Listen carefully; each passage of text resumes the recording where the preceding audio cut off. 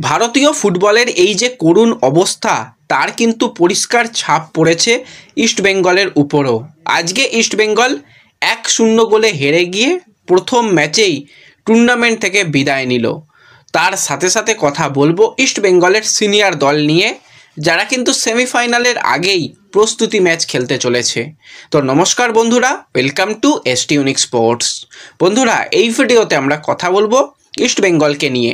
ইস্টবেঙ্গলের ম্যাচ, ইস্টবেঙ্গলের পরবর্তী টুর্নামেন্টের আগে কী রকম কী পরিকল্পনা, সমস্ত নিয়েই আলোচনা রয়েছে। তাই ভিডিও শুরু করার আগে একটাই রিকোয়েস্ট, চ্যানেলে যারা প্রথমবারের জন্য এসেছো মনে করে চ্যানেলটাকে সাবস্ক্রাইব করে নিও, তাহলে প্রিয় দলের খেলার সমস্ত আপডেট তোমরা এখানে পেয়ে যাবে। তো চলো আর দেরি না করে ভিডিও শুরু করা যাক। তো গলার অবস্থা বেশ কিছুটা খারাপ, সেই জন্য হয়তো ভিডিওতে সেই এনার্জি তোমরা পাবে না, একটু অ্যাডজাস্ট করে দেখো। তো প্রথমেই আজকে যদি আমরা ইস্টবেঙ্গলের খেলা নিয়ে কথা বলি, তো টুর্নামেন্টের প্রথম ম্যাচ জিতলেই সেমিফাইনালের টিকিট কনফার্ম হয়ে যাবে। তো সেখানেই কিন্তু ধাক্কা খেলো ইস্টবেঙ্গল।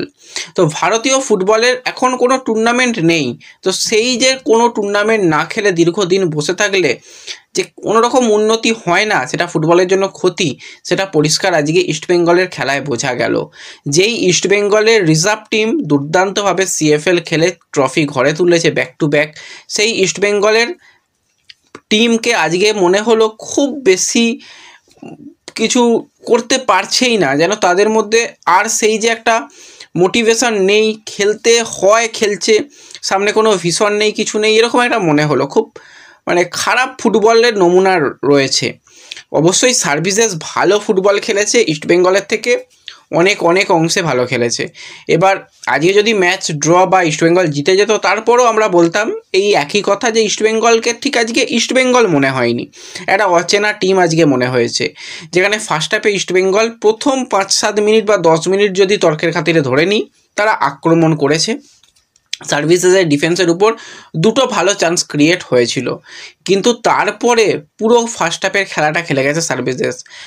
তাদের কাছে বল কন্ট্রোল, সঠিক পাস বাড়ানো, ফিজিক্যাল এবিলিটি সমস্ত কিছু তাদের পক্ষে ছিল এবং তারা নো ডাউট ভালো খেলেছে। এবং সেই জায়গাতে তারা এসে 2-3টে ভালো শট অন টার্গেট করে গেছে। গৌরব সাউকে কিন্তু বেশ ব্যস্ত থাকতে হয়েছিল। গৌরব ম্যাচে স্টার্ট করেছিল এবং গৌরব কিন্তু ফার্স্ট হাফে যথেষ্ট নির্ভরযোগ্য ফুটবল খেলেছে। তার মাঝখানে ইস্টবেঙ্গল কিছু কার্ডও দেখেছিল। সেকেন্ড হাফে ওই একই ব্যাপার, ইস্টবেঙ্গল প্রথম থেকেই ফিজিক্যাল ফুটবল খেলে এবং সেকেন্ড হাফের প্রথম দিকে এসেই বিক্রম প্রধান সে কিন্তু দ্বিতীয় ইয়েলো কার্ড দেখে, লাল কার্ড দেখে তাকে মাঠের বাইরে যেতে হয়ে যায় ইস্টবেঙ্গল 10 জনে। একই ইস্টবেঙ্গলের ছন্ন ছাড়া খেলা, তারপর 10 জনে বেশ কিছু চেঞ্জ করে বিনোজর ভালো খেলানোর চেষ্টা করেছে। 90 মিনিট পর্যন্ত সার্ভিসেস দলটাকে কিন্তু আটকে তারা রাখতে পেরেছিল এবং শেষ পর্যন্ত আবার খেলা গিয়ে গড়ায় 120 মিনিটের, কিন্তু সেখানে গিয়ে আর ইস্টবেঙ্গল পারল না। একটা ভালো থ্রু বল যেটা দরকার এরকম ম্যাচে, একদম মিডফিল্ড থেকে একটা ভালো থ্রু বল আসবে, সেখানে পুরোপুরি ইস্টবেঙ্গলের ডিফেন্ডাররা সুইচ অফ, কোনো কিচ্ছু করার ছিল না। সেখানে কিন্তু গৌরব অনেকটা এগিয়ে এসে বল ক্লিয়ার করতে যায়, ক্লিয়ারও হয় না। তো সেই জায়গায় ফাঁকা গোলে কিন্তু গোল করতে ভোলে না সার্ভিসেস, তারা কিন্তু গোল করে দেয়। ইস্টবেঙ্গলের ডিফেন্ডারদের দাঁড়িয়ে দেখা ছাড়া কোনো কিছু করার ছিল না। এবার অনেকে বলবে গৌরব ওটাকে ক্লিয়ার করতে পারতো, ডেফিনেটলি পারতো। গৌরব আজকে যতটুকু খেলেছে, আমি তো বলবো একজন young player, most talented player, যথেষ্ট ভালো খেলেছে। হয়তো গৌরব গোলের তলায় না থাকলে রেজাল্ট অনেক বড় হতে পারতো। 3-0 4-0 হয়ে গেলে অবাক হওয়ার মতন কিছু ছিল না। বেশ কিছু জেনুইন গোল লাইন সেভ কিন্তু করেছে, যথেষ্ট ভালো কিন্তু আজকে খেলেছে। এবং পেকা যত নামলো, পেকাকে দেখেও বড্ড অচেনা লাগলো। পেকা সেই যে ভালো বল ডেলিভারি নেই, জেসিনকে খুঁজে পাওয়া যায়নি, শুধু জার্সি নাম্বার দেখে খুঁজে পেতে হবে। সায়ন অনেক সেলফিশ ফুটবল খেলেছে, যেই সায়ন জেসিন একদম ফুল ফুটিয়েছিল, সেখানে সায়নকেও বেশ অগোছালো লাগলো এবং টিম একদম বাজে ফুটবল খেলেছে, এটুকু মেনে নিতে হবে, কিছু করার নেই। ওই যে ফুটবলের অচল অবস্থার জন্যই কিন্তু এরকম তাদের আজকে খেলা হয়েছে। তো টুর্নামেন্টে তারা কিন্তু আজকে 1-0 গোলে হেরে গিয়ে তারা টুর্নামেন্ট থেকে বিদায় নিল, কিছু করার নেই।